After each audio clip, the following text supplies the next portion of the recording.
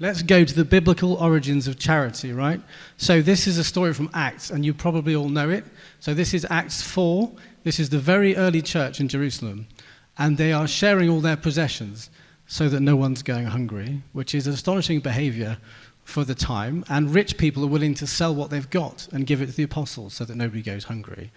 And what you see there is community, and you see self-giving love and people being willing to give away what they've got so other people don't have to go hungry. Now, we often try and model what we're doing on that, but that was a very small group of people, very early church. I think it was supposed to grow. I think it was supposed to develop, and it did grow. And the way they looked after the poor was an important part of how the church grew and why it was attractive. And it grew very quickly. And so you've got churches all over the Mediterranean world who were really good at looking after the poor amongst them. So that's what I want to say about that. And then I want to move on to letter to the Galatians, which is the next slide. But actually not that letter to the Galatians. So not Paul's letter to the Galatians. This is a different letter to the Galatians. This is a few hundred years later. This is Emperor Julian. So Emperor Julian, the Roman Empire has moved to Christianity. He gets brought up as a Christian. And then he becomes emperor and he rejects it. And he wants to go back to the old gods.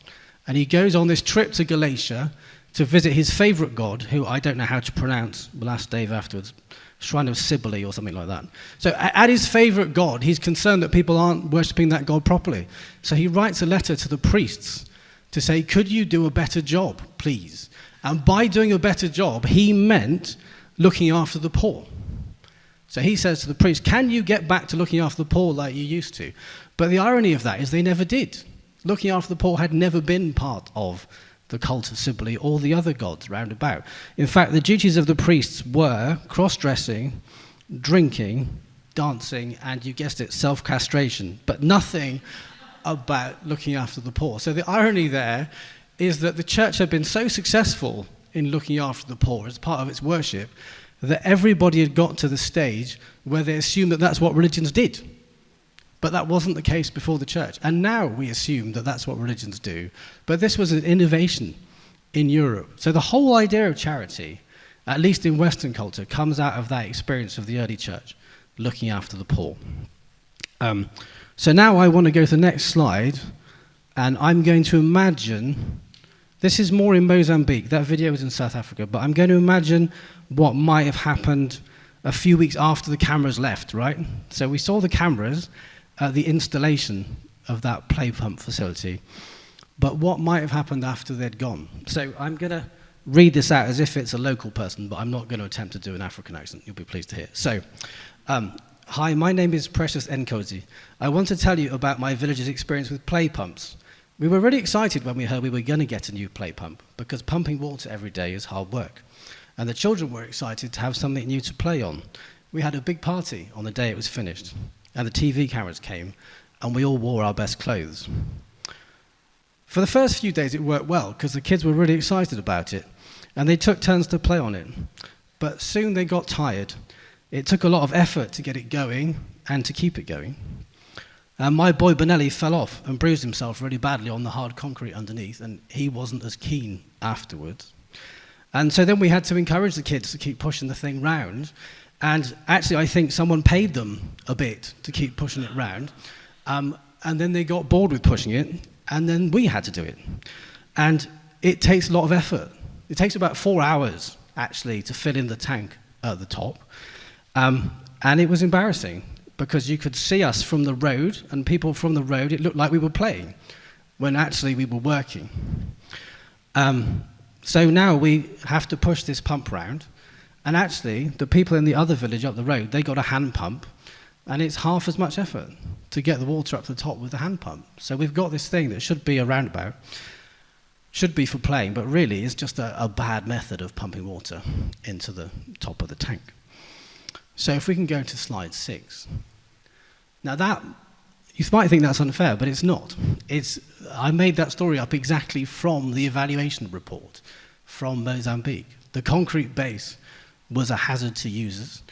All the women said they didn't like operating the pump when surveyed, and some people had paid the children to play on the pump. People were embarrassed to be seen using it because it looked like play, and they should be working in the daytime. They were adults. And 63% of people said they weren't consulted, and they got no choice of the technology they used.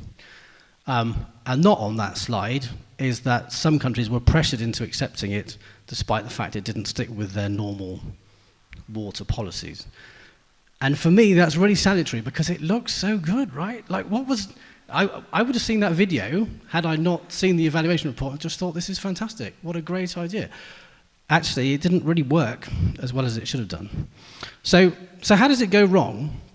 Let's go to a different Bible passage. So, Jesus, before his ministry, is tempted by the devil. There are 3 temptations, but the critical temptation for us is the temptation to power, I think, for this story. So the devil took him to a very high mountain and showed him all the kingdoms of the world and their splendor. All this I will give to you, he said, if you bow down and worship me. Jesus said to him, away from me, Satan, for it's written, worship the Lord your God and serve him only. So right at the beginning of his ministry, Jesus rejects power over other people, right? He's offered power over people, he rejects it, and he chooses to be with people. And this is the earliest hymn, I think, we've got. If we go to the next slide, from the Bible is, there you go, it's in Philippians. Jesus, who being in very nature God, did not consider equality with God something to be used to his advantage. Rather, he made himself nothing by taking the very nature of a servant. Being made in human likeness and being found in appearance as a man, he humbled himself by becoming obedient to death, even death on a cross. So that is right at the heart of very early Christian worship, is Jesus rejecting the power he could have had and choosing to engage on a level with people. So how does charity go wrong? Well, as charity grew in the early church, it started off with that group of people who all knew each other, and they were community looking after each other.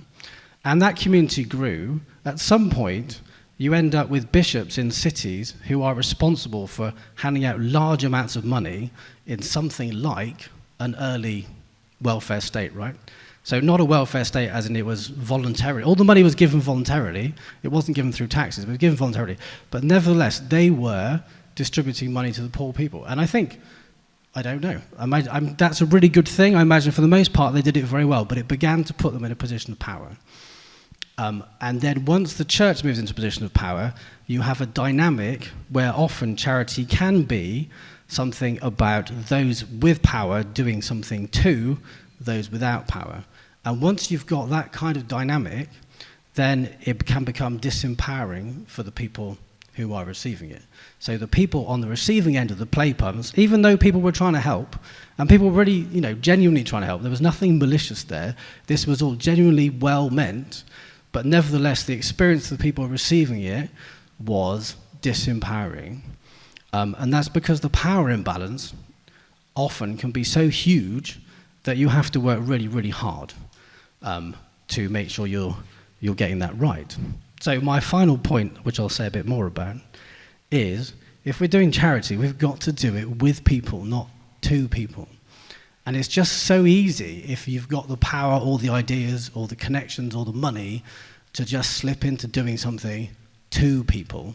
And you might be really convinced that you're doing the best thing for them, but you just won't know unless you're doing it with them. And it's something we can check with ourselves. Now, the good news is that lots of our established charities are actually really good at this. So I used to work with Christian Aid, so I know them very well. They work really, really hard to work with people on the ground and not to march in and take over. I know Tier Fund's staff well enough to know that's the case. And Hands That Work are just brilliant at this. They're just so much of their ethos is about not marching in, not taking over, finding out who's already doing something, finding out how they can support them. When you get into toxic charity, it would be easy for some people who are sort of anti-charity to say, well, it's gone wrong in a few cases, it's difficult, so therefore we'll write the whole thing off and say people are better without it. They're not. Charity is really good for people. It's just difficult to get it right. And if you're coming from a position of power, it requires a self-emptying, which allows you to step down from that position of power and to work with people. So I wanted to encourage us to engage with charity ourselves and to fund charities.